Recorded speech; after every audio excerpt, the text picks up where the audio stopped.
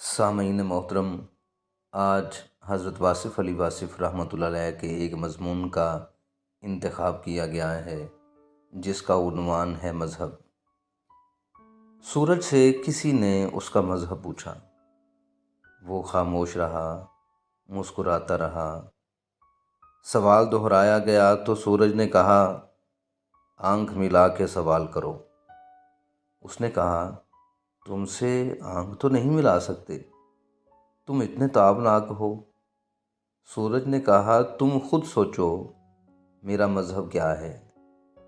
سائل سمجھ گیا کہ سورج کا مذہب اسلام ہے، اس کا تذکرہ قرآن میں ہے۔ پھر اسے خیال آیا کہ قرآن میں تو کفار کا بھی ذکر ہے، شیطان کا بھی ذکر ہے۔ وہ بڑا پریشان ہوا، اس سوچ میں گم ہو گیا کہ آخر سورج کا مذہب کیا ہے۔ وہ سوچ کے سمندر میں غوطہ زن تھا کہ اسے آواز آئی، نادان، سورج کا مذہب صرف روشنی ہے، نور ہے۔ یہ مذہب اسے فطرت نے بلکہ فاطر نے عطا کیا ہے۔ سورج، چاند، ستارے اپنے اپنے مذہب پر کاربند ہیں، یہ ان کا مدار ہے۔ ان کے لیے مدام گردشوں کا مذہب مقرر ہو گیا، اور وہ کفر و اسلام کے تفرقوں سے آزاد ہیں، سب کے لیے یکساں ہیں، رنگ و نسل سے آزاد، عذاب و ثواب سے بے نیاز۔ اس نے سوچا، یہ عجیب بات ہے کہ مذہب سب کا الگ الگ ہے اور خالق سب کا ایک ہے۔ تعجب ہے، ایسے نہیں ہو سکتا۔ اس نے سوچا اور وہ سوچتا ہی چلا گیا۔ اللہ تو قادر ہے، بلکہ قادر مطلق ہے، خلاق عظیم ہے۔ اللہ نے ابلیس کو پہلے دن ہی ٹھا کیوں نہ کر دیا؟ نہ ابلیس ہوتا، نہ یہ بکھیڑے ہوتے، یہ رنگ رنگ کے نئے رنگ، یہ فرق فرق کے فرقے، یہ عہد عہد کے معبد، یہ الگ الگ سجدے، یہ روپ روپ کے بہروپ، یہ ایک آدم اور کئی انسان، یہ ایک خدا اور اس کی جدا جدا عطا۔ یہ عجیب صورتحال ہے، مذہب اور پھر مذاہب۔ اگر یہ سب مذاہب سچ ہیں تو مذہب کیا ہے؟ اور اگر سب مذاہب سچ نہیں تو مذہب کیا ہے؟ مذہب کے نام پر دنیا میں کیا کیا نہیں ہو چکا، مذہب کی آڑ میں کیا کیا نہیں کیا جا چکا، مذہب کی حفاظت میں کیا کیا نہیں قربان ہوا، اور پھر مذہب انسان کے ہاتھ سے نکل جاتا ہے۔ لا مذہب بھی اپنے لیے ایک مذہب رکھتا ہے، وہ اپنی لا مذہبیت پر ایسے کاربند ہے جیسے مذہب والا اپنی مذہبیت پر۔ کافر خود کو اپنے کفر کا مومن سمجھتا ہے، اور مومن کبھی کبھی اپنی کئی کافرانہ حرکات و عادات کو ایمان ہی کا حصہ سمجھتا ہے۔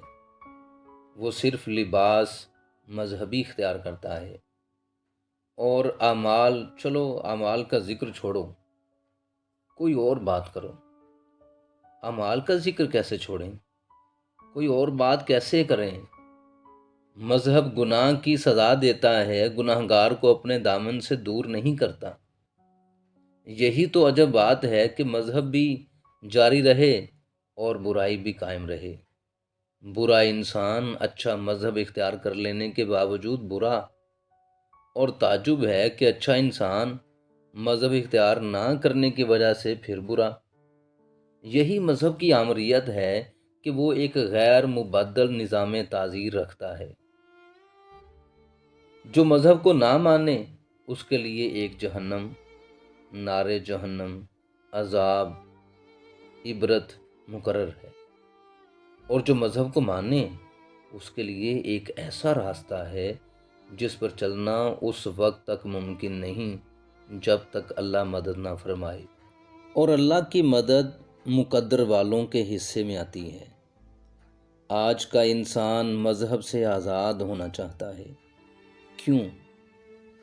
مذہب نے اس کا کیا بگاڑا ہے؟ مذہب کی موجودگی میں وہ اپنے گناہوں پر ندامت کرنے پر مجبور ہے۔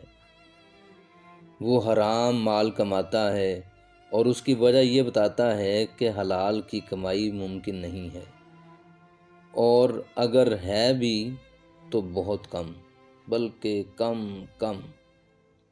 اور جب وہ حرام مال گھر میں لاتا ہے تو اسے یاد آتا ہے کہ ایک وقت آنے والا ہے کہ انسان سے اس کے مال اور اعمال کے بارے میں پوچھا جائے گا۔ وہ مذہبی خیال سے دور بھاگتا ہے اور مذہب اس کے اپنے اندر سے آواز دیتا ہے، خبردار، تم بھاگ کے کہاں جاؤ گے؟ میں تمہارے ضمیر میں ہوں، تمہارے خون میں ہوں، تمہارے خمیر میں ہوں۔ غافل بھاگنے سے کچھ نہیں ہوگا، ٹھہر جا اور غور کر، یتیم کا مال واپس کر دے، دیکھ اپنے بچوں کو آگ نہ کھلا۔ یہ ناجائز کمائی تیری اولاد کے لیے آگ ہے۔ تیرے معصوم بچوں نے تیرا کیا بگاڑا ہے؟ ان معصوموں پر رحم کھا، انہیں عذاب کا لقمہ نہ کھلا۔ رشوت کی دولت تیرے لیے، تیری اولاد کے لیے ایک عذاب ہے۔ باز آ، نادان عقل کر، لیکن نادان کیسے عقل کرے؟ مذہب کیا بتائے؟ مذہب نے زندگی میں بڑے انقلاب برپا کیے ہیں۔ امیر آدمی کو مذہب بڑا راس آیا ہے۔ وہ اللہ سبحانہ و تعالیٰ کی مہربانیاں حاصل کرتا ہے، مال جمع کرتا ہے اور بہت زیادہ جمع کرتا ہے، اللہ کا شکر ادا کرتا ہے اور صرف شکر ہی ادا کرتا رہتا ہے، مال تقسیم نہیں کرتا۔ وہ غریبوں کو توکل کی دولت سے مالا مال دیکھنا چاہتا ہے، غریب کو صبر اور استقامت کا درس دیتا ہے، اسے مال نہیں دیتا۔ وہ بیمار کے لیے دعا کرتا ہے، اس سے دوائی نہیں دیتا، اور خود بڑے بڑے ہسپتالوں میں داخل خارج ہوتا رہتا ہے۔ اس کے جسم سے خوشبو آتی ہے، اس کا لباس عطر میں ڈوبا ہے اور دل فکر میں۔ اسے معلوم ہے کہ جسے وہ مذہب سمجھ رہا ہے وہ مذہب نہیں ہے، وہ مذہب کا لبادہ ہے۔ وہ جانتا ہے کہ سچا مذہب لبادے اور نقابوں سے آزاد ہے۔ آج مذہب پر گفتگو ہوتی ہے، بلکہ گفتگویں ہوتی ہیں۔ ٹی وی پر افہام و تفہیم کے ذریعے مفہوم دین بتایا جاتا ہے، اور کسی مبلغ کی بات کسی اور مبلغ کی بات سے ملتی نہیں۔ شاید سب سچے ہیں، سب سچے ہیں، سب سچے ہیں، سب کیسے سچے ہو سکتے ہیں؟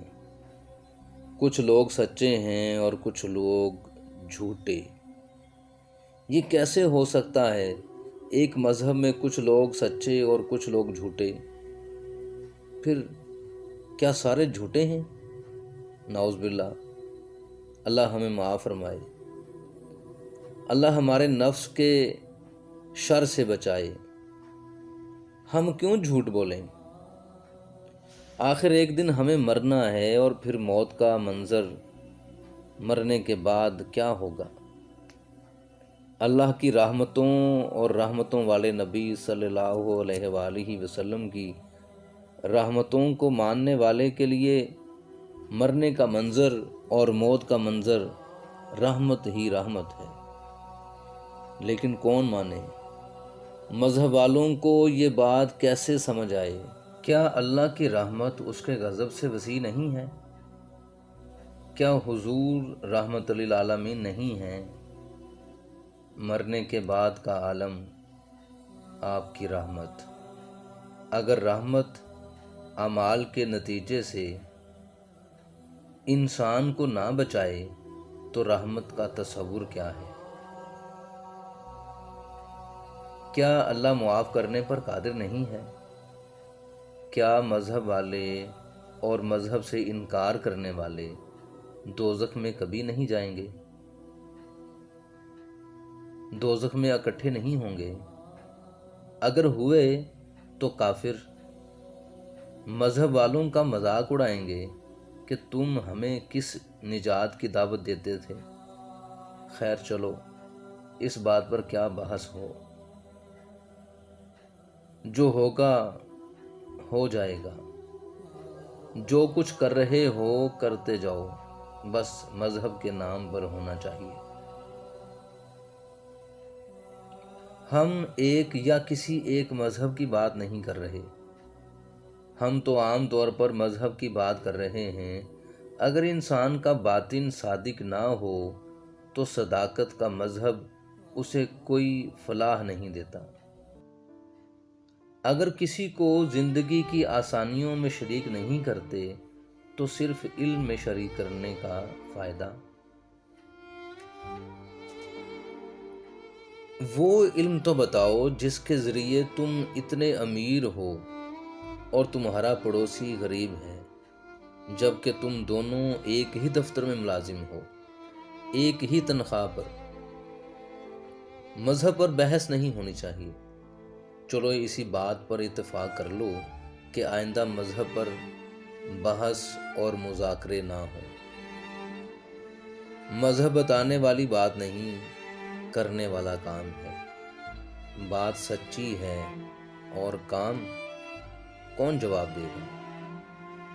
جب شروع میں کوئی کافر حضور صلی اللہ علیہ وسلم کے پاس قبول اسلام کے لیے حاضر ہوتا تو آپ صلی اللہ علیہ وآلہ وسلم اسے کلمہ شریف پڑھاتے اور وہ مسلمان ہو جاتا۔ اگر وہ سوال کرتا کہ اب مجھے کیا کرنا ہے تو اسے جواب ملتا کہ جو مسلمان کر رہے ہیں وہی کرو۔ جہاد کا وقت ہے تو تیاری کرو، اور اگر امن کا زمانہ ہے تو رزق حلال کماؤ، محنت کرو، عبادت کرو۔ کسی سے یہ نہیں کہا گیا کہ اب تم کتابیں پڑھو، تقریریں کرو۔ آج مذہب پر لائبریریاں بھری ہوئی ہیں اور انسان کا دل خالی ہے۔ مذہب علم سے نہیں، عمل سے ہے، اور عمل کی انتہا یہ ہے کہ وہ انسان کامل جو سب میں افضل ہیں، ان کی زندگی سب سے زیادہ سادہ، سب سے زیادہ غریب، اور یہی ہے سب سے زیادہ بلندی۔ مذہب یہ ہے کہ خود پیاسا ہونے کے باوجود اپنے پیاسے بھائی کو پانی کا واحد پیالہ پیش کر دے اور خود جام شہادت نوش کر لے۔ مذہب کے عمل کی بات کیا تھی اور علم کی بات کیا ہے؟ کون سا انسان ہے جس کا عمل اس کے علم کا شاہد ہو؟ اگر علم اور عمل میں فرق ہو تو مذہب لا مذہب۔ اس لیے بہتر ہے کہ عمل دکھاؤ، علم نہ سناؤ، اور یہی ہے۔ اس نے سوچا کہ یہ عجیب بات ہے کہ مذہب سب کا الگ ہے اور خالق سب